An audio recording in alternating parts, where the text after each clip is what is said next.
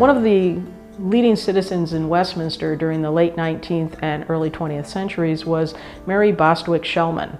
She never married, but she was quite active in all areas of the community's life. She was only 18 years old in 1868 when she answered the call from the Grand Army of the Republic to start a National Memorial Day observance. She gathered local school children and marched them down Main Street out to Westminster Cemetery, where they decorated the graves not only of the Union soldiers, but also of the Confederate veterans.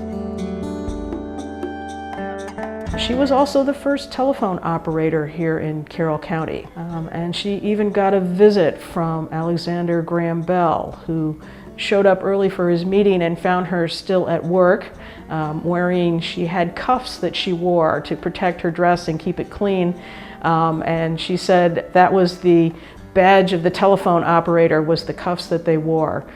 He felt she deserved something better, and he actually sent her a miniature gold telephone pendant, said that was a better mark of the telephone operator. One of the notable events in Carroll County history that had an effect on national history was the creation of rural free delivery. Edwin Shriver was a pioneer in rural free delivery, and that started in Carroll County in 1899, and Edwin was asked to go around the country and help start other rural free deliveries throughout the United States. He kept accurate records as to what some of the routes were and traced their development. And he also designed one of the wagons for what he called his post office on wheels. The idea of rural free delivery of mail was quite a novel idea, and people weren't really sure that they liked this. Business owners were quite concerned that if you didn't have to come in every day and pick up your mail, you wouldn't come in quite as often and buy from their store. So there was some opposition to the system. A lot of postal customers were also a little bit worried that they would miss their daily visit with their neighbors. Eventually, the residents accepted the idea of change, and Westminster Postmaster Edwin Shriver proceeded with laying out routes through the county for the delivery and pickup of mail.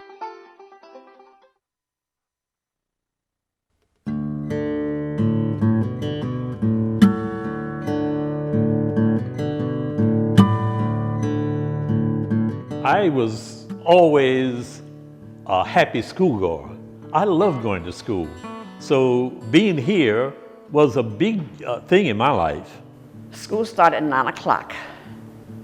The bell would ring, and we would come into the school and sit according to grades, first, second, third, fourth, fifth, sixth grade. We had old books left over from my schools, which pages were torn out, writings all in, and that's what we had. But then we had to cover those books, or to protect what they had written in. We had to protect them. The teacher worked with one group. The others worked independently to some degree, but mostly the older kids helped the younger ones. And when the time I got to third or fourth grade, I was able to help the first and second grade.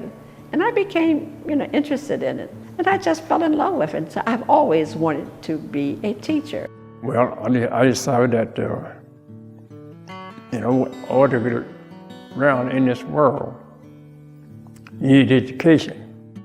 And we'll say that teachers did their best to do what they could to give us education with the material that we had. So I give teachers credit for what they did. This schoolhouse represented more than just a place where the kids gather to meet with a teacher. This was one of the community centers. In the 1930s, there was an effort to consolidate schools, the idea being that they could offer a better education if they didn't have all 7 grades under one little roof. So it was gradually closed year by year through the late 30s until in June of 1939 it finally closed permanently. And so the patchwork of Carroll County has been shaped by many extraordinary people, having done many extraordinary things. We celebrate their lives and their history. Their legacy is Carroll County.